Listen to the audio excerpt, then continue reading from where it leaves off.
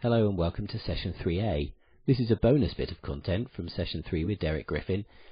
Rob Tyer presents a very nice case study and it makes a fascinating conversation. I'll see you on the other side.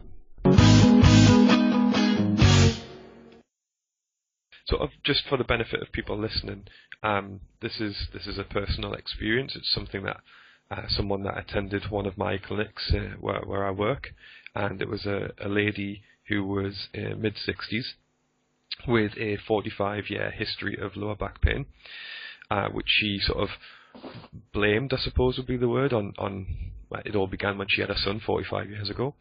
And it's been intermittent over the years, but fairly consistent, so it's always been there, but she's had intermittent flare-ups, to clarify. One of the key features she volunteered, going back to some of your subjective cues, was that she felt like she'd lost her independence and that this has become a large burden on an already problematic mental health issue that she's been dealing with, which has been made worse by the fact that her husband is still her main carer, despite the fact that he's dealing with a diagnosis of cancer himself. Some of the red flag questions, which I suppose is another can of worms to discuss with you at a later date, is there was no nighttime pain. It was very mechanical in the sense that she was relatively pain-free at rest and only really had pain when she got up and moved around.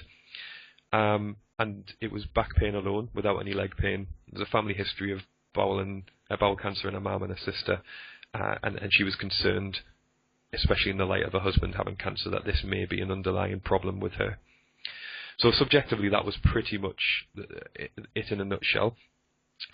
And objectively, we kind of went into a willingness to move sort of assessment, and she was very, very fearful of all movement because of consequences of pain. She knew in her mind that this was going to hurt, so she was reluctant to do that. And one of the drivers to that was that she had an arthritic knee that she was awaiting replaced, and as a result had quite an antalgic gait. And there was no neurological features on hard neurological assessment that I thought were relevant, and she had no widespread tenderness on palpation, but extreme spinal tenderness and paraspinal tenderness. And her expectations of the assessment was she wanted a scan, basically, to rule out this diagnosis. Out of that history there, Derek, which sort of features were you jumping on in terms of being relevant to this particular patient? Yes, I think you describe a typical history of somebody that has a very long history of low back pain, and even from your subjective response there, it's clear that there's many different factors across the biopsychosocial domain that are potentially influencing her pain. And I suppose what I'd like to bring up here is that from the recent work from Larimer Mosley and his group in Australia, this whole idea of pain being where the credible evidence of danger outweighs the credible evidence of safety. So if we go back into... Is that the DIMS and yeah. that they talk about? You even look at the subjective that you've just called out there. There's quite a few DIMS in that presentation. So this lady is worried that there may be an underlying diagnosis of bowel cancer because there's been a family history of that. And to clarify, DIMS is the danger in... Exactly, so that's credible evidence of, that this is something sinister or this is dangerous or of potential danger to the body or of threat to the body. Issues around her identity, there's her identity changing, her role as a carer for her husband, attributing this pain to the pregnancy. So sounds like that she has an impression that this is a structural problem or at least a biomedical problem, that this is explained by an injury that she's had all of these years ago. Yeah, that I would agree with. That's the kind of interpretation she had of her problem. Yeah. So then of course we know you brought up factors around she had some mental health issues, and we know that these are clear drivers of pain, but of course they're also the result of pain. So it goes back to this bidirectional relationship. So even within the subjective, there are many modifiable targets there that I would be looking to intervene with in terms of a management plan. So that was the case with me, and I felt like we weren't going to get anywhere with physio until those things were addressed. Now, in the clinic environment I work in, I had the ability to send for an MRI scan. Okay. Now, this was something that I had in a turmoil, which felt like minutes, but was literally seconds to make that decision. Didn't think that she would engage with physiotherapy until she had this sort of green light where there wasn't anything sinister on an image. And I had this sort of belief that it would come back relatively clear with regards to anything sinister. It would be quite degenerative in terms of 65-year-old back. It would look like a 65-year-old back on an MRI scan. Mm-hmm. She didn't have anything else that I thought would be relevant apart from this high level of pain, and something I didn't mention on the recording, but I mentioned to you before, she was on opiates as well. So despite the opiates, she was still in quite high levels of pain. So we sent her for a scan, albeit a little bit of me died inside when I did that. And actually, there was something that we needed to act on. She had several wedge compression fractures with no known history of metabolic compromise. So this was one of those things that really threw a spanner in the works for me in terms of I was fairly confident. In fact, I was very confident that she had a mechanical problem that had an overlying sensitivity issue. But actually there was something there that needed to be done orthopedically. Mm-hmm. And I think this is the difficulty we face in clinic day to day.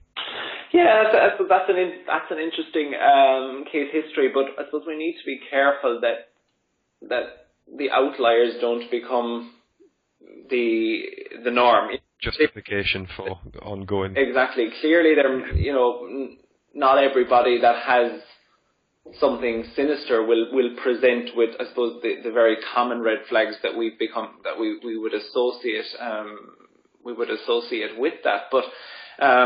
In those cases, we do need to be careful that we cannot send everyone for imaging, nor should we. Even when there are cases, like you just said, where based on that subjective and objective assessment, there were no clear red flags in that history that alerted you or would have made you suspicious of anything underlying that showed up that eventually showed up on the imaging. I suppose.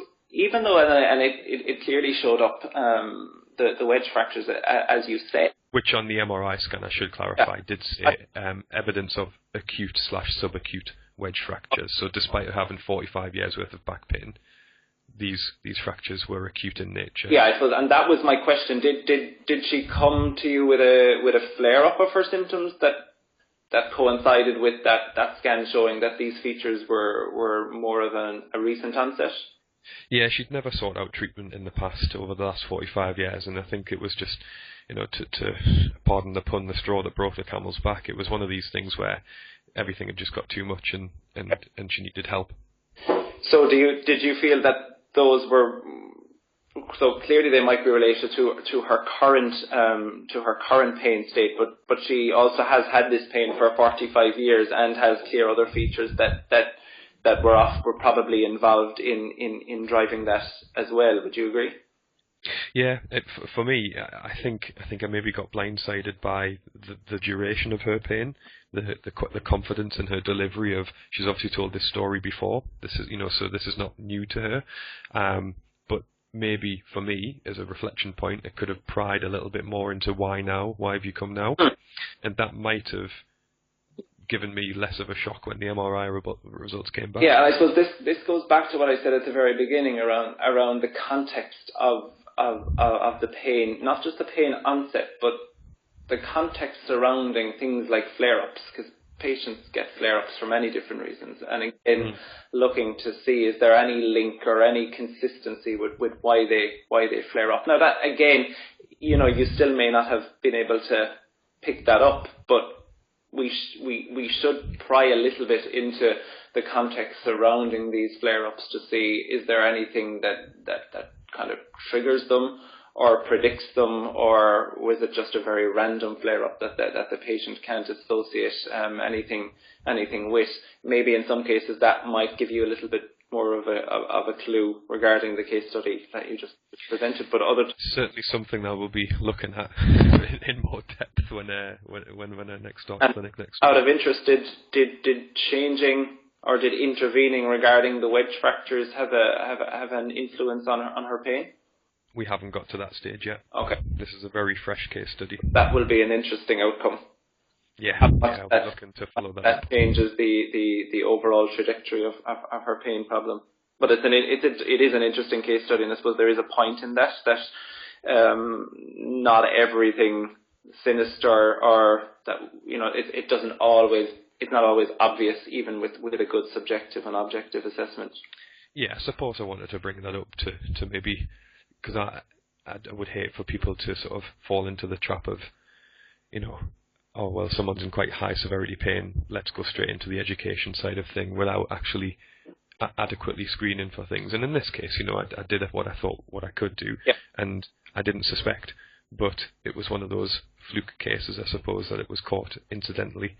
But it's always good for people to be aware that we can't just blanket apply one approach. Yeah, absolutely. And I think that, you know, an important point here is, again, you know, peripheral nociception is and can be very relevant even in a chronic pain state. So we need to be careful not to equate chronic pain and central sensitization.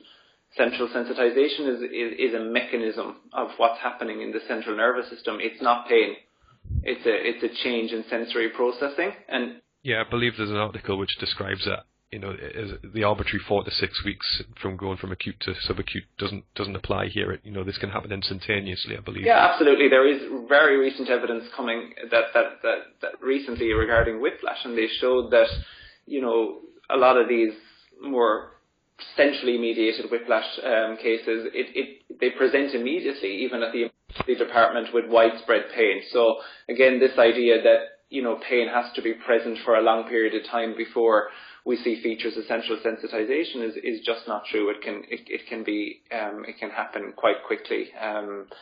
Again, very variable. So we shouldn't have any preconceptions regarding, you know, just because somebody has chronic pain doesn't mean that it's driven by, or that there's a high level of central sensitization. But at the same time, just because somebody presents with acute pain doesn't mean that central sensitization isn't involved either. There you are. What a fascinating case study that Rob presents. Thank you once again to Derek for his time, and I'm sure we'll be getting him back on Physio Natters or Physio Matters soon. We'll see you soon for more Physio Natters.